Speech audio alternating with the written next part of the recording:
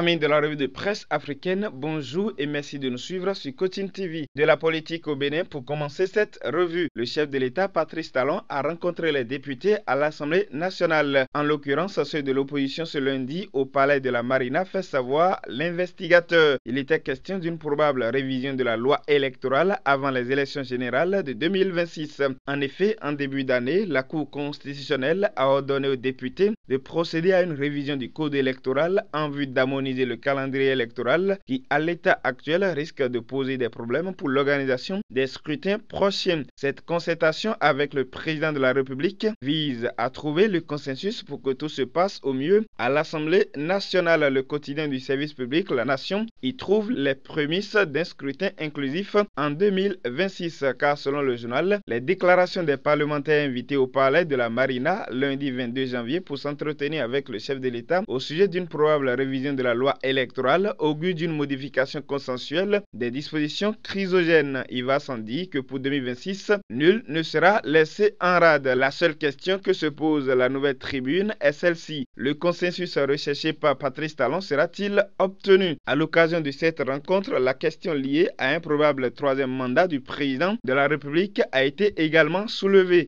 À en croire Nourenou Achadé, président du groupe parlementaire Les Démocrates, le chef de l'État a exprimé clairement son désir de partir en 2026. Par conséquent, la polémique sur un troisième mandat n'a pas sa raison d'être. Fait-il savoir depuis quelques mois, le débat agite l'opinion publique. Au sein de la mouvance, il est clairement dit que l'actuel locataire de la Marina est prêt à partir, tandis que l'opposition le soupçonne de vouloir faire un mandat de trop. Si l'avis de l'opposition et de la mouvance diverge, le clergé catholique du Bénin parle d'une même voix et invite à préserver l'unité nationale malgré les divergences, renseigne La Nation. Fraternité écrit en gros titre que les évêques ont opiné sur l'actualité nationale et font des recommandations pour une action concertée dans l'intérêt supérieur de la nation. Tout en espérant que cet appel sera entendu par les acteurs concernés, on fait escale au pays de Foya Singbe où le consensus n'est plus recherché autour du code électoral. En effet, les parlementaires ont déjà procédé à l'adoption du code électoral le mardi 23 janvier selon le site d'information Kwasi. Selon les conclusions rapportées par le site TogoFest, le nombre de sièges des députés à l'Assemblée nationale passe de 91 à 113. Cette augmentation du nombre de sièges des élus du peuple vient répondre aux besoins d'adaptation du code électoral à l'évolution du pays, notamment au plan démographique,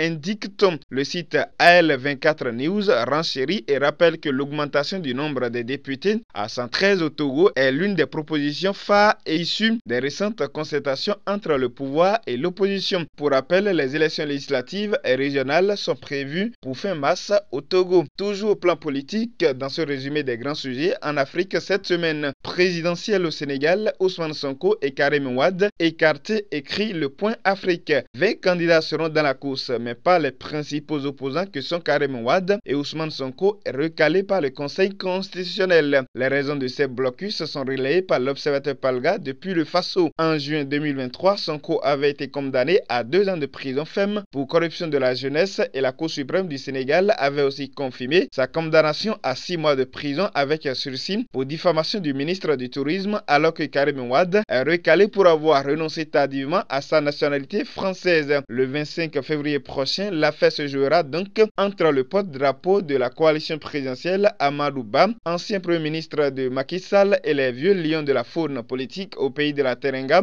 à l'image de l'ancien premier ministre Idrissa Seck et de celui qui fut maire de Dakar, Khalifa Sall. Et ce sera sans le président sortant, Macky Sall, qui a renoncé à un troisième mandat. Pendant ce temps, le Monde africain nous rapporte pour sa part que le président élu du Libéria, Joseph Boakai, a prêté serment lundi 22 janvier à Monrovia pour un mandat de 6 ans après sa victoire fin novembre sur l'ancienne star du football George Weah, dans un contexte où les défis liés à la pauvreté, la corruption et l'impunité sont nombreux dans le pays ouest africain. La cérémonie d'investiture a eu lieu au Capitole, le siège du gouvernement, et a vu la participation de plusieurs dignitaires et chefs d'État, dont les présidents du Ghana, de la Sierra Leone et du Nigeria, souligne RFI. Une cérémonie d'investiture qui se veut modeste de la part d'un président désiré d'imprimer un nouveau style. Investiture de Joseph Boakai au Libéria, le plus dur commence, titre en manchette le quotidien Ouagale, le pays. Avant lui, c'est le Congo démocratique qui a investi son nouveau président réélu le samedi 20 janvier. L'agence congolaise de presse rapporte que le président réélu Félix Tshisekedi s'est dit disposé à associer l'opposition politique de la République démocratique du Congo à la gestion du pays durant son deuxième mandat. Dans son discours d'investiture samedi à Kinshasa, en présence de 28 délégations étrangères. Sous le titre Le monde entier témoin de la prestation de serment de Tshisekedi, le phare rapporte que Kinshasa, la capitale de la RDC, a accueilli le samedi 20 janvier 2024 des délégations du monde entier à l'occasion de prestations de serment de Tshisekedi pour entamer son deuxième mandat. D'ailleurs, cette élection au Congo a fait l'objet d'une sortie médiatique du coach Poyon ce dimanche où le stratège nous a sorti les leçons à retenir. Dans un pays aussi vaste que l'Europe dans sa totalité, ce n'est pas facile d'organiser les élections, surtout avec les routes qui sont dans des états impraticables, fait savoir l'invité. Il faut reconnaître donc le mérite pour le gouvernement de Tshisekedi qui a réussi à tenir les élections à bonne date et à permettre à la CENI d'avoir les moyens d'assurer la sécurité du vote des citoyens. En résumé, il y a eu quelques ratés, mais cela ne doit pas faire dire aux soi-disant observateurs internationaux que tout est noir, confie l'invité de Coaching TV. Félix Tshisekedi a-t-il réellement gagné les élections? Que doit faire l'opposition à présent? Cette émission d'analyse éclairée est à retrouver sur Coach Poyon officiel sur YouTube. Parlons coopération Afrique aux États-Unis. À présent, Anthony Blinken a fait une tournée en Afrique de l'Ouest par le Cap-Vert et la Côte d'Ivoire. Le secrétaire d'État américain était ce 22 janvier en tournée d'une semaine en Afrique de l'Ouest afin de maintenir l'influence de Washington face à celle grandissante de Pékin et de Moscou, relève le site panafricain Jeune Afrique, et s'est entretenu mardi avec le président nigérien Bola Ahmed Tinubu avant de se rendre en Angola. Le diplomate a promu une approche globale et pas seulement militaire pour contrer le déclin démocratique dans la région, souligne France 24. Abidjan.net aussi de son côté relève que Alassane Ouattara a eu un entretien avec le secrétaire d'État américain Anthony Blinken. Le chef de l'État a souligné le partenariat exceptionnel entre les États-Unis d'Amérique et la Côte d'Ivoire dans divers domaines, notamment les échanges commerciaux, la santé, la sécurité alimentaire et la digitalisation. Cette tournée a permis un renforcement des liens de partenariat entre ces pays d'Afrique et le pays de Joe Biden, dont le mandat finit cette année 2024. Preuve que l'Afrique est le continent d'aujourd'hui et du demain. L'Afrique en ce moment, c'est aussi la fête du football. Fin du premier tour de la CAN 2023, des tops, des flops et surtout du spectacle à gogo placade le pays à sa une. Wakatura nous renseigne que les phases de poule de la 34e édition de la Coupe d'Afrique des Nations CAN 2023 qui se déroule actuellement du 13 janvier au 11 février 2024 ont pris fin le jeudi 24 janvier dernier. 16 équipes nationales se sont qualifiées pour les phases finales. Les équipes qui ont fait forte sensation et ont été les grandes surprises sont la Mauritanie, le Cap-Vert et la Guinée équatoriale. Elles ont émerveillé le public sportif lors de leurs matchs avec des buts sublimes. Les grands comme le Ghana, l'Algérie et la Tunisie sont éliminés dès le premier tour. Les huitièmes de finale débutent ce soir à partir de 17h GMT avec l'Angola et la Namibie avant le grand choc entre le Nigeria et le Cameroun à 20h GMT. Coach Poyon en tournée en Afrique de l'Ouest en ce mois de janvier. Après quelques semaines à Abidjan pour des conférences libres et gratuites pour partager la recette pour réussir cette année 2024 avec les découvertes du coaching, le numéro 1 mondial est actuellement au pays de Thomas Sankara pour le même exercice. Des séminaires que vous pouvez suivre ou que vous soyez en restant câblé sur la page YouTube Coach Poyon officiel. Stop et fin de cette revue de presse africaine. Présentation Jérôme Wenceslas Capo avec Guillaume Lefond à la réalisation depuis le studio comme la Bena Poyon de Cotonou. Merci pour votre attention et à samedi prochain.